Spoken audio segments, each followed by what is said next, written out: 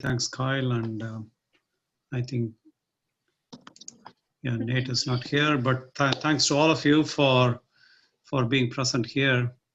And so I'm going to talk about basically what is condensed matter physics.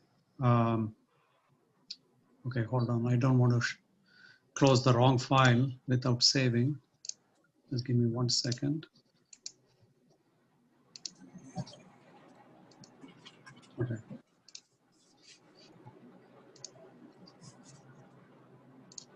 Okay, super. Am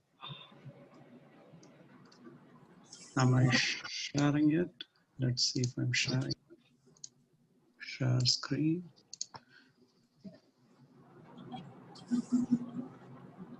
All right.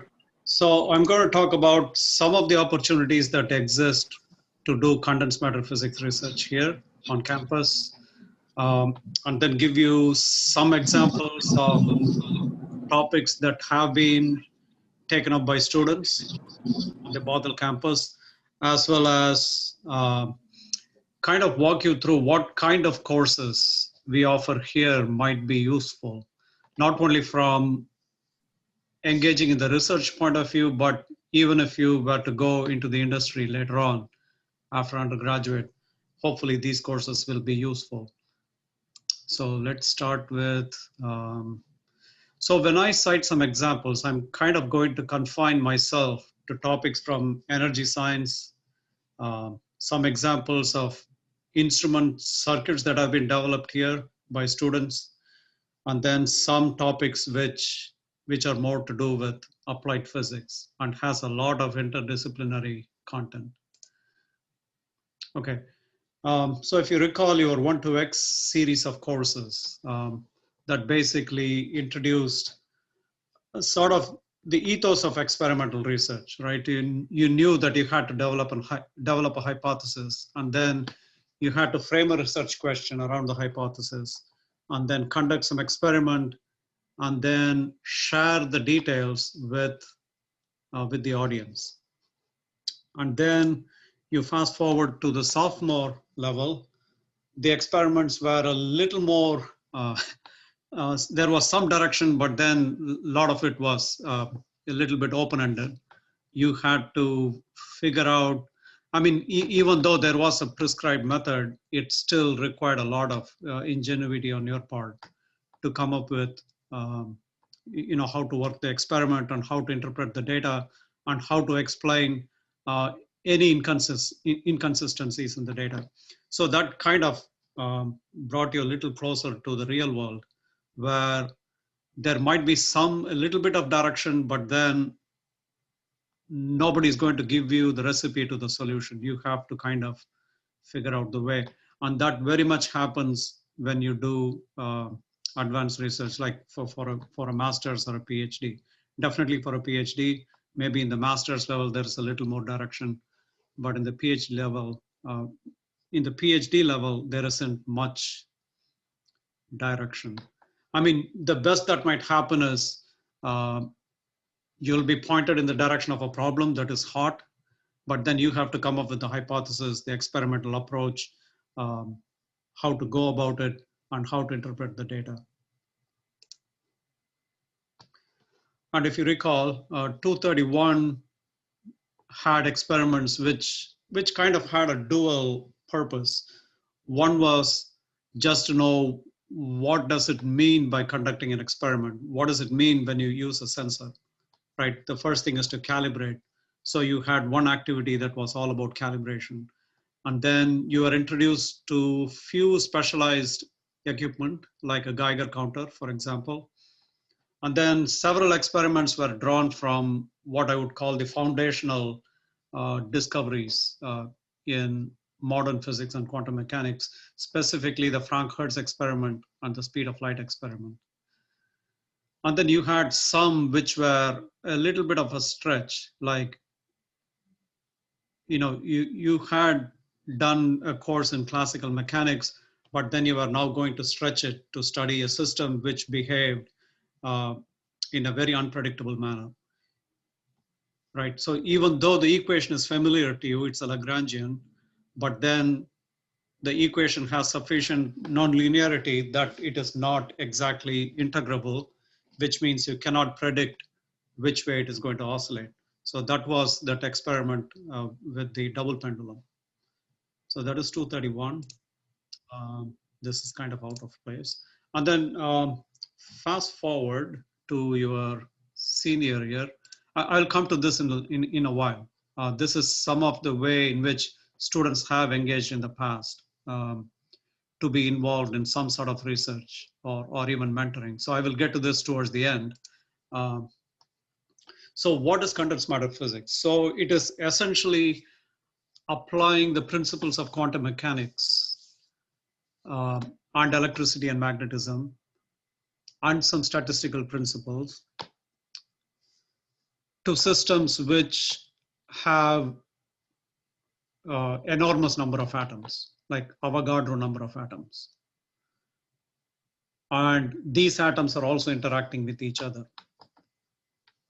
And if you want to solve this system of this particular system,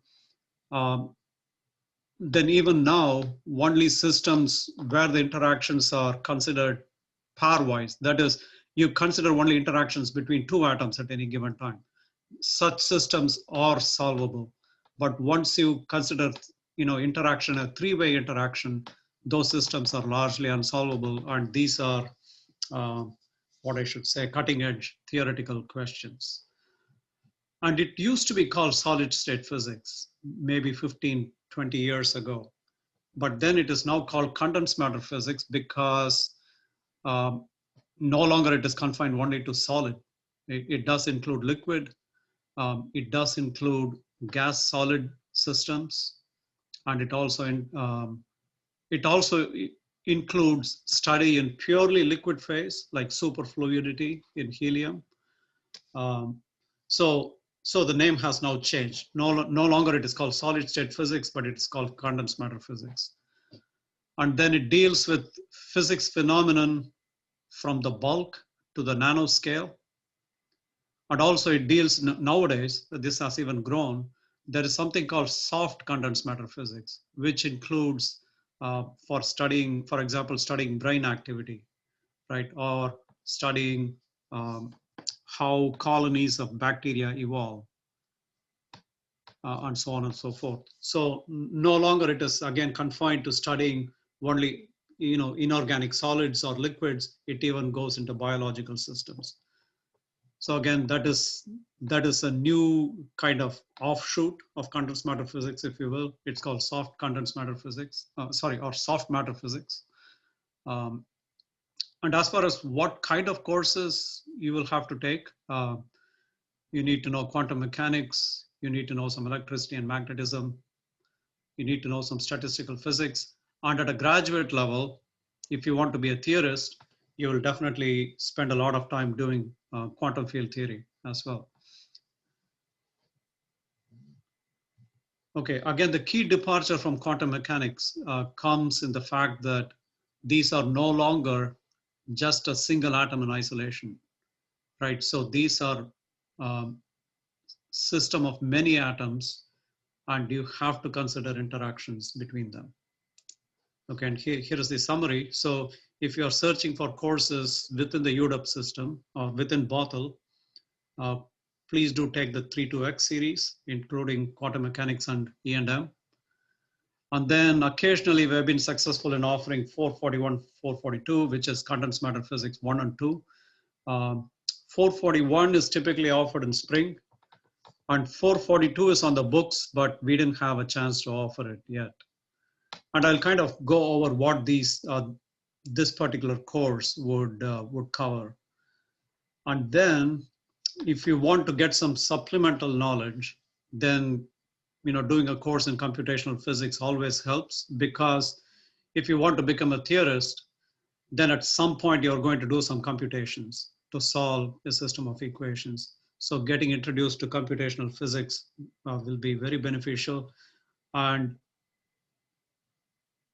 I know we have a course on statistical physics on the books, and so please watch out for that as well. So this is what you need to know if you want to become a theorist. right? If you want to become an experimentalist, of course, there is no escape from learning quantum mechanics and D&M. But I would also suggest you take this condensed matter physics course, because all your experiments are going to be in the condensed matter physics system. The other unique skill you may want to add on if you want to be an experimentalist is to know a little bit of electronics, both analog and digital. And these two courses are also being offered here. This would be BFIS 431, and this will be BFIS 432.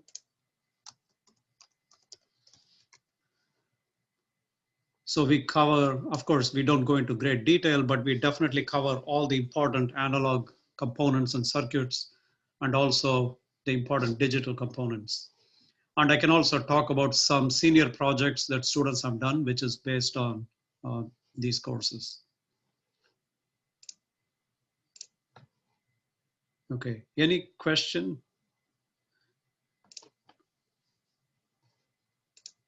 to this point? No. Okay, so what I will do is, again, please, you let me know if this format is working for you, or would you rather just make it into what is called like a town hall style, where you just shoot questions and I keep answering it? What do you guys think? Does anyone have a preference? I'm enjoying the format. Yeah, I don't mind this at all. Yeah, I think this is totally fine. All right, all right. Yeah, and of course, I won't go on forever. I will stop at some point. Yeah, so that you can ask me questions. And I'll kind of, this is a very hand-waving treatment of what we could do on campus with the facilities we have now. One topic would be superconductivity, specifically, I should say, high temperature superconductors.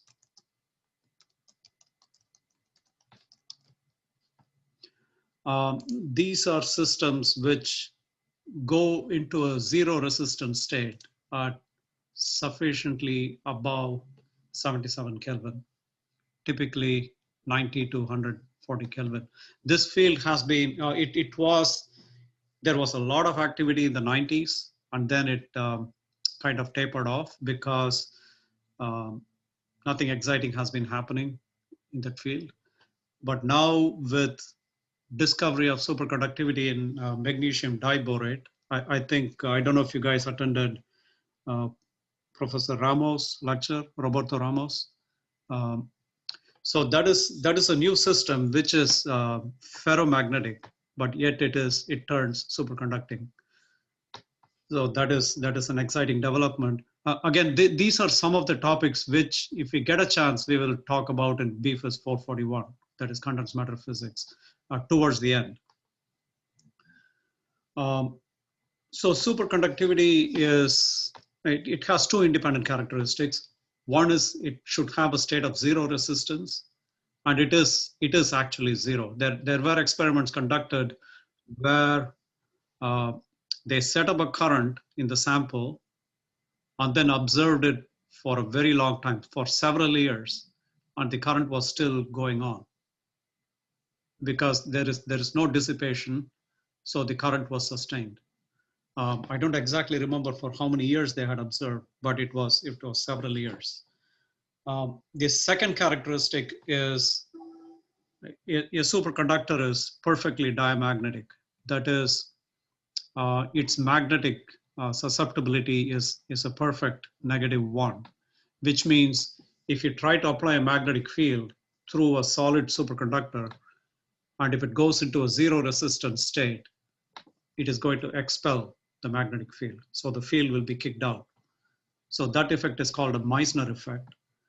And I'm going to skip through these two slides because it kind of motivates why a superconductor is something more than simply a zero resistance material, right? It's a zero resistance material plus it shows perfect diamagnetic behavior.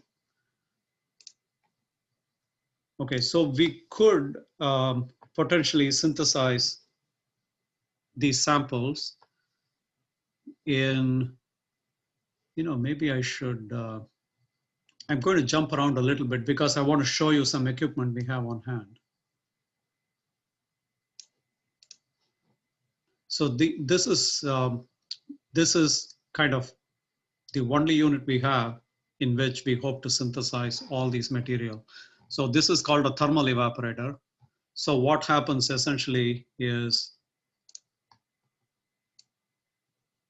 you have what is called a metal boat made of a refractory metal like molybdenum or tungsten or tantalum. So these have very high melting point. And it also has a very small resistance. So in this, you would simply place whatever element or compound you want to evaporate. So these are solid chunks which you simply place in here. That is inside this chamber somewhere. And then you reduce the pressure here to about a billionth of the pressure you're experiencing right now. So right now we are subject to about 760 torr. So this goes to about 10 to the negative 6 torr. So very low pressure.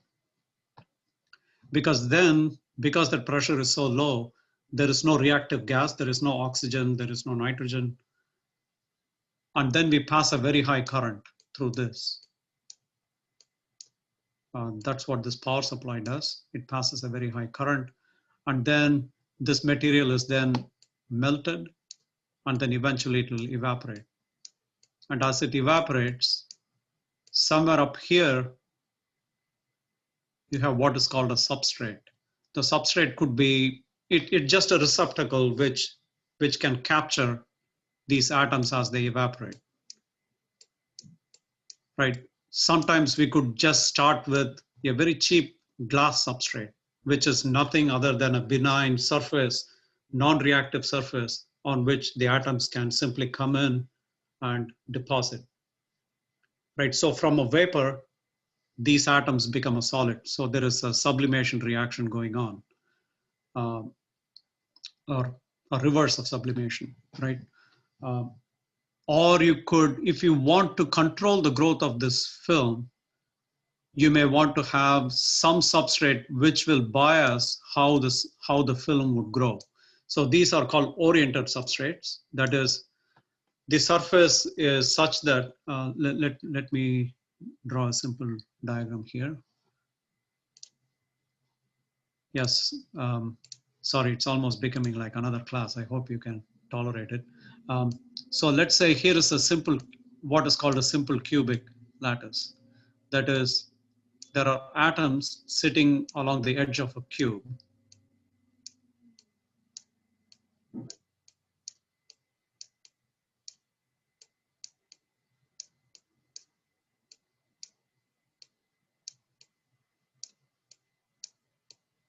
Okay, so that is what is called a simple cubic lattice. So each face here is indexed by 3 integers. So we can count as many as 6 faces, but if you take this face, of course, this also has 3 axes. So let's label the axis first. So we'll call this x-axis, y, and z in the right-handed coordinate system. Okay, so this face is intersecting only the z-axis, but it is parallel to the y and x. So this face is called 0, 0, 1. And this face would be called 1, 0, 0. And this face, the top one, will be called a 0, 1, 0. Again, these are notations which we will develop in the condensed matter physics course. So this is how we can think about a crystal in a systematic way. When I say we have an oriented substrate, you take such a bulk material and then you cut it along some direction. For example, you may want to cut it either along this face so that the 0, 1, 0 face is exposed, or you may want to cut it along this body diagonal, in which case you'll be exposing the 1, 1, 1 plane. Right, so depending on which which surface is exposed. Gee, where should I go now? I should go back to the PowerPoint. Okay. Where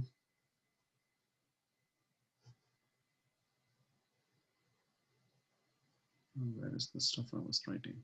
Sorry, I lost track. It might have moved when you switched. Yeah. Oh no, this is this the file? I thought I was writing somewhere. Anyway, I lost that information. So again, when you have an oriented substrate, maybe I'll just go back to this whiteboard. So now if you have an oriented substrate, which is, let's say, cut along this 1-1-1 plane, and when the atoms come and sublime, solidify on this substrate, then it is going to have a preferential growth, which is dictated by the substrate itself, right? So there are equipment which can give you enormous control in how this film is grown. It can be grown so systematically that you can first finish one monolayer before slapping the second monolayer. So you can have very precise control over the quality of the film. The thermal evaporator is not that kind of a tool. It is like a big sledgehammer, but it is also a very simple equipment which we could afford. Anyway, so we have this equipment, thermal evaporator, and Howard had designed a substrate holder, which we got machined at the Seattle machine shop. So that's already in this unit. We haven't run it since last year. That also gave us a nasty surprise because in here is a backup battery, which has a limited lifetime. So that battery is dead, which means this unit controls the logic of all these valve operations. So that is now defunct. So we have to kind of get it back to life. So that's where it is. Anyway, with this machine, you could develop a variety of films.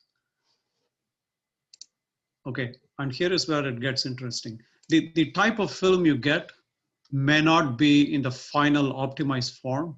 For example, you cannot evaporate oxides in this. You can only evaporate simple metals or metallic compounds, right? If your sample is an oxide, has oxygen in it, then you have to include oxygen after the fact. For example,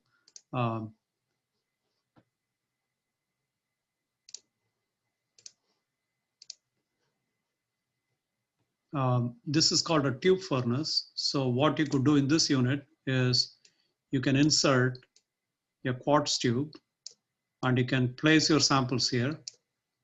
Remember, you want to incorporate oxygen in it. Currently, they don't have oxygen. And then you can pass an argon-oxygen mix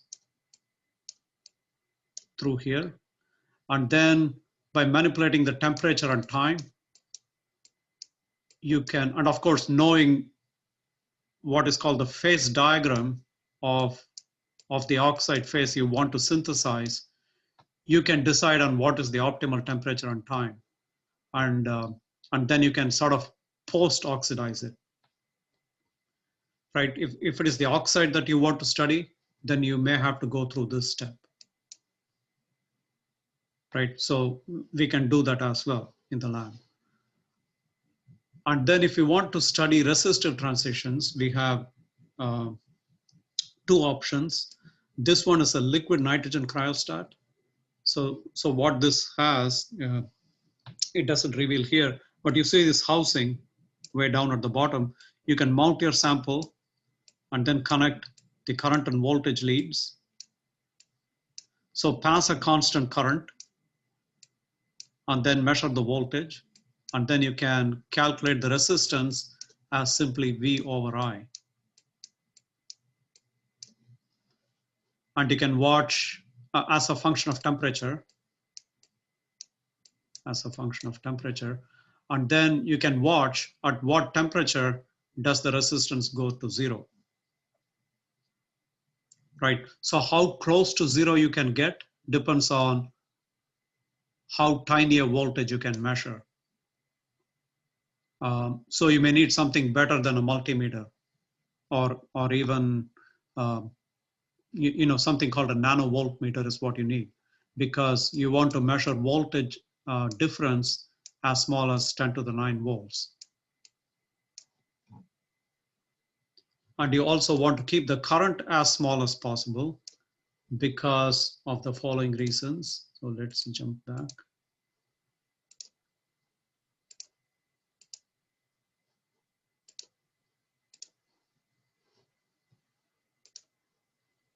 Okay, so remember I said you could make a sample to superconduct if the composition is right and it is the right compound you want.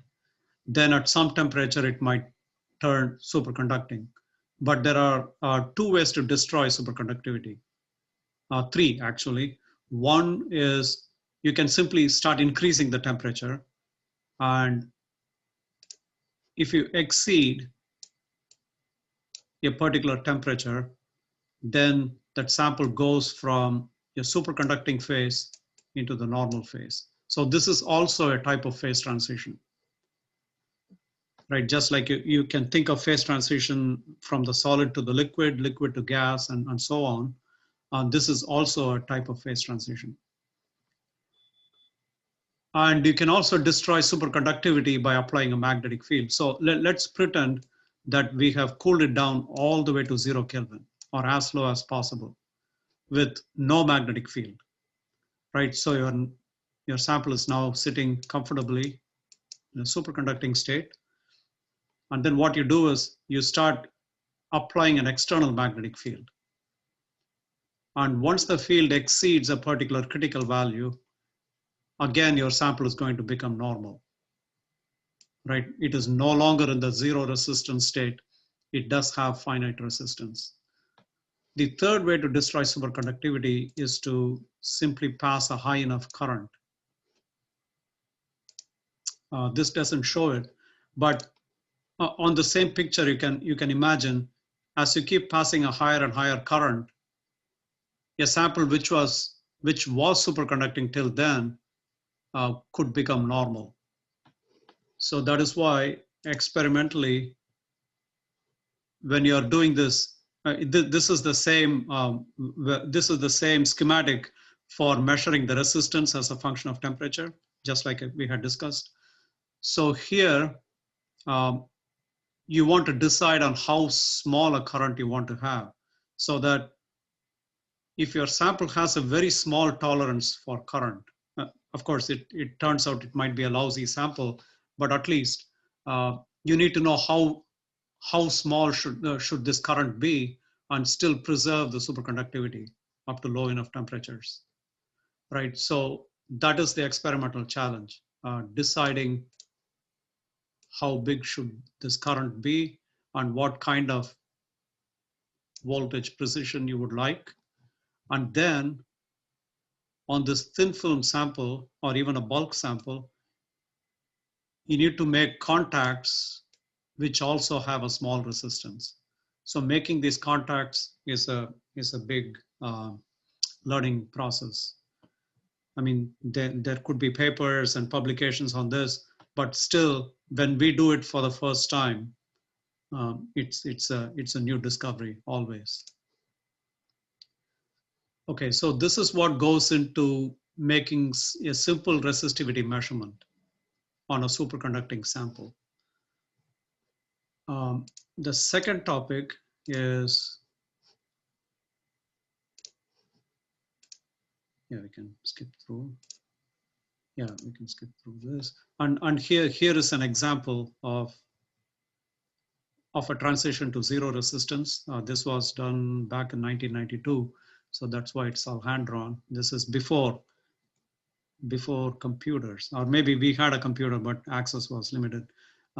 Anyway, so this sample turns out to go into a zero resistance state at slightly higher than 80 Kelvin. And this one is an yttrium, barium, copper oxide sample deposited on magnesium oxide. And we had in some ways a better system. It's called a sputtering system. So this can directly deposit an oxide. So you kind of leapfrogged over one step, synthesis step. Anyway, that is one example. And here is another one. This is a different system. Again, this is a thin film which superconducts also at similar temperatures, around 80 Kelvin. So again, even though this topic is well studied and these compounds have been synthesized by many groups, I think if we kind of repeat some of these experiments, we can learn about the complexities of synthesizing a material, right? And what also makes it interesting is the synthesis is not confined to one machine. You have to move a sample from one machine to the other, do some post-processing, and then you have to do some measurement. So it is a lot of challenges along the way. Okay, and these are some of the questions you could ask yourself. The next topic is you could make some compound semiconductors. And if those who have done 231, which probably is most of you, you remember using a type K thermocouple, right? So that had two metallic junctions. And we use the voltage drop across those metallic junctions as an indicator for temperature. So you could also make such a thermocouple with compound semiconductors like the bismuth tellurides and antimony tellurides, not to measure a temperature necessarily, but to exploit one of the following effects. The first one is called the Seebeck effect, where if you take a semiconductor material, let's say it's in a thin film form, and then you have copper contacts on both sides, and let's say this semiconductor is N-type, and if one end is hot, so if there is a delta T across this thin film, then you can get a voltage up here across this. And of course, depending on the resistance, you can also drive a current through a load. So this is called the Seebeck effect. So in other words, you have a voltage source or a power supply basically, which produces power simply by using temperature difference. Or you could do the reverse. You could have an external source. Again, you take this N-type film and you have an external power supply.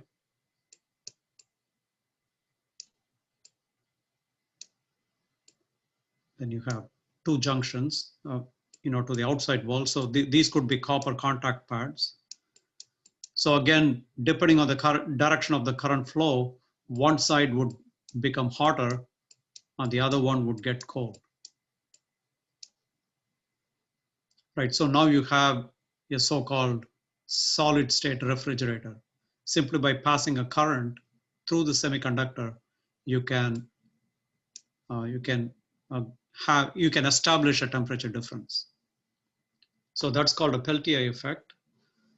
So we could synthesize these compounds. Again, these candidates are well known. These have been known since the 1950s, but being able to synthesize it and being able to observe, there are many challenges along the way. You need to make sure that you can synthesize both N and P type semiconductor. And you have to verify that. So you have to make some additional measurements to show it. And then you have to make what is called a couple. That is, take an N-type, take a P-type, and then join them together suitably.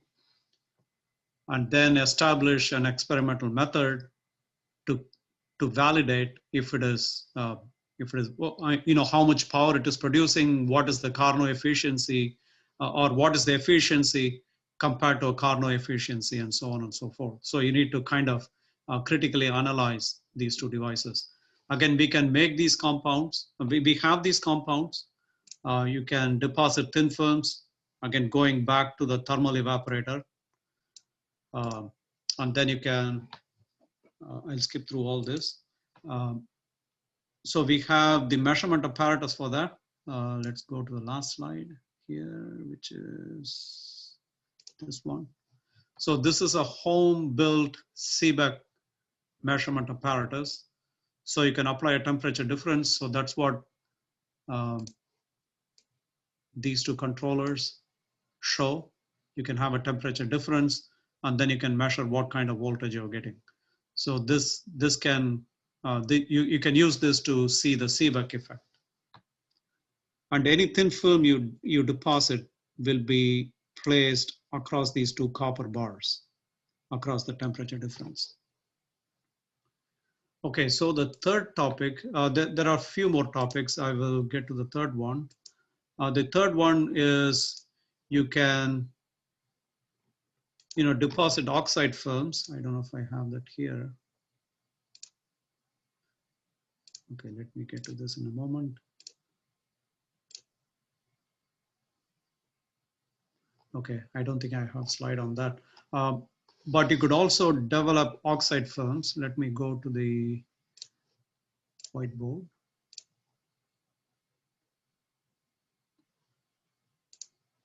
Okay, so you have studied about waveguides, right?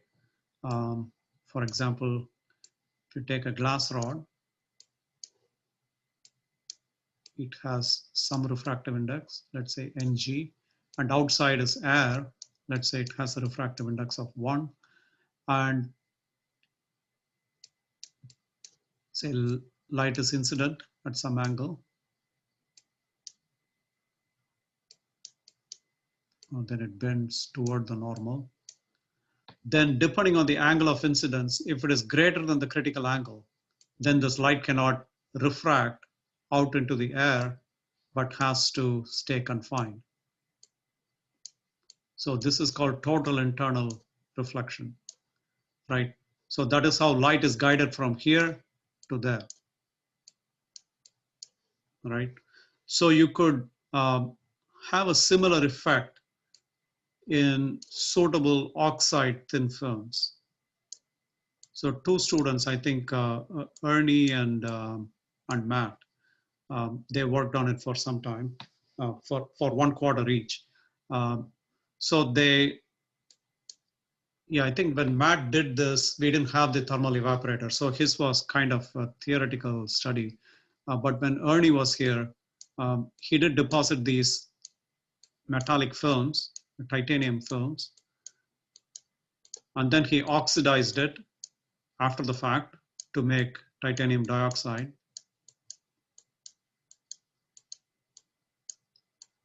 And then studied it for this kind of a wave guiding effect. So that is done in a unit called a prism coupler, which is here.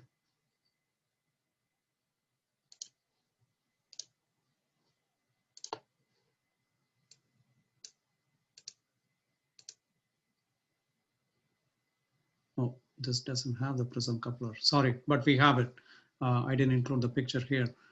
So that is a device which can couple the light into the thin film, and then when it emerges out of the thin film, it is guided through the waveguide, through that optical waveguide. So it'll help you quantify what kind of mode of propagation there is through the thin film. So those are the things you can calculate once you make that kind of a measurement. So that's called a prism coupler, and we have that.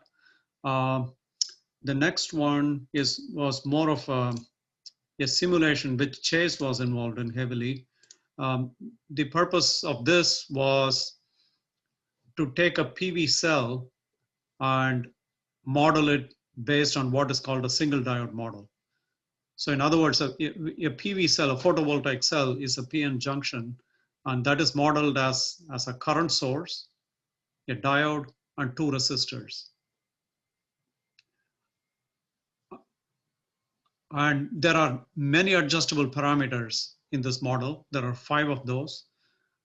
So what you do is you'll compare your data to this single diode model and try to extract all the 5 unknown coefficients. So that effort has been ongoing, and few students were involved in it. So what Chase did recently was go beyond, not only he completed the single diode model, but also we coupled it to, hypothetically, to an electrolyzer. So the electrolyzer takes the photovoltaic output and produces hydrogen and oxygen. And what Chase was able to show is how much hydrogen and oxygen can be produced in Washington using a typical photovoltaic cell, whose characteristics is known. Right, so it's more of a technical feasibility study, if you will, but the output is you can predict how much hydrogen and oxygen one could generate. And where that effort stands now is that mathematical model has to be compared to actual data. So that is where it remains.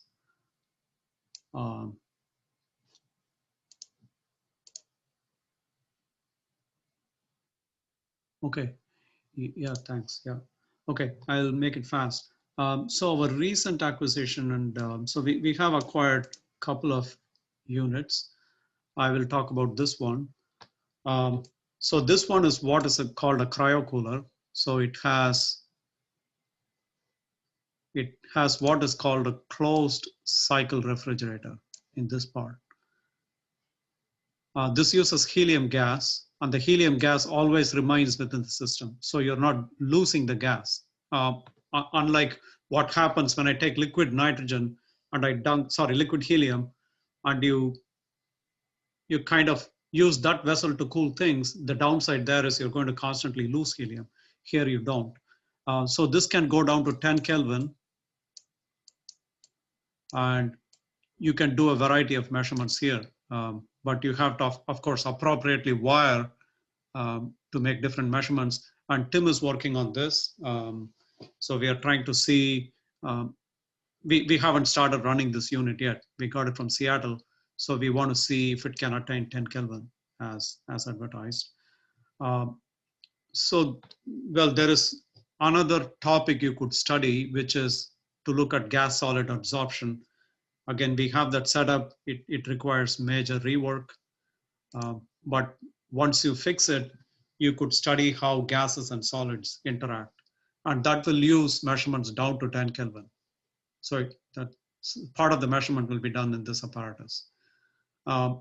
So when you take a course on condensed matter physics, we do discuss all the background information. Maybe we won't go into the details of each and every experiment, but at least we will discuss the foundational ideas. Oh, yeah. There are a couple of projects that students did. You remember I talked about a constant current source for superconductivity measurement.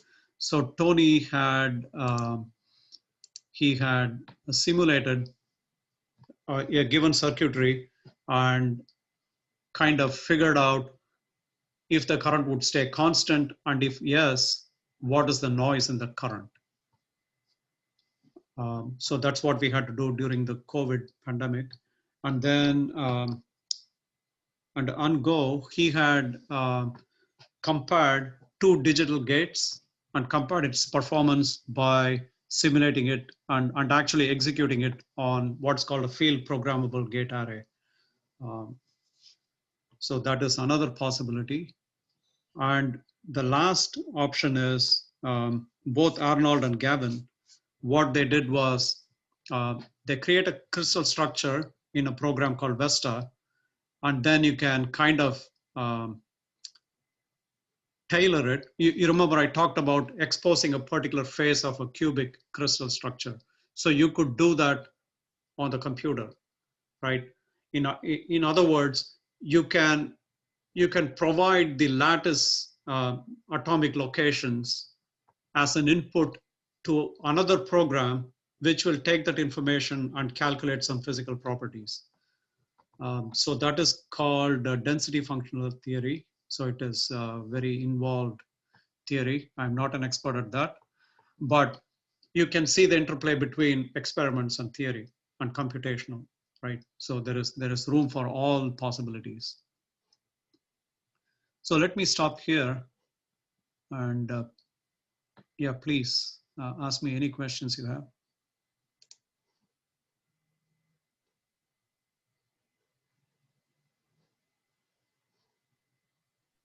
I have a question. Yes. So it seems like a really interesting class. Is this the closest class that kind of gets to a theory class that UW Baltha will offer? Well, quantum mechanics and E&M is theoretical enough, right? I mean, of course, it is all building the foundations, right? So condensed matter physics will include all those ideas and apply it to different physical situations. So you could say this is where you kind of marry all those concepts you studied in quantum mechanics and E&M. And depending on the system you're studying, you'll have to use one or more of those ideas. Yes, yes. But again, still, that BFIS 441 is, at the end of the day, an introduction to condensed matter physics. It is no way advertised as advanced. Yeah, it's the first and only course. Yeah. Thank you. Yeah.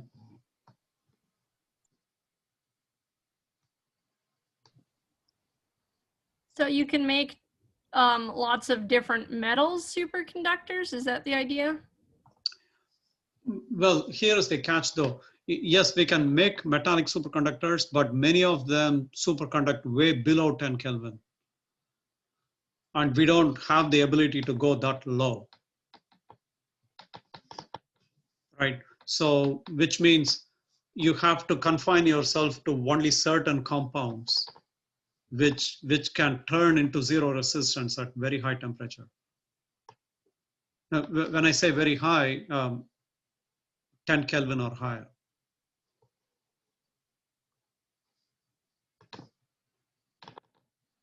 Yeah, there are several well-known candidates. And to be honest, the mode we are operating right now is to actually validate every piece of hardware we have, right?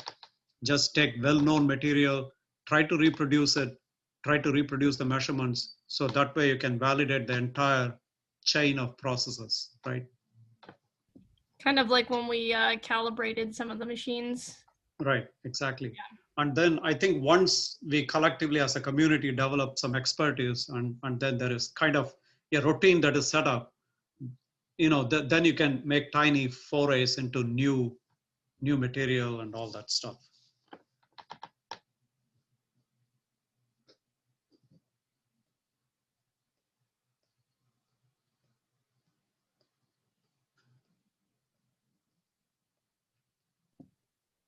Any more questions?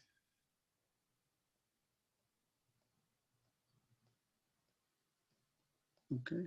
Okay, well, thank you so much. Let's give him a round of applause, everybody, if you've got mics. All right. Thumbs up if you don't, or wave or clap. Yeah, thank you. Thanks for taking the time, and yep, and have a good Thanksgiving, all of you.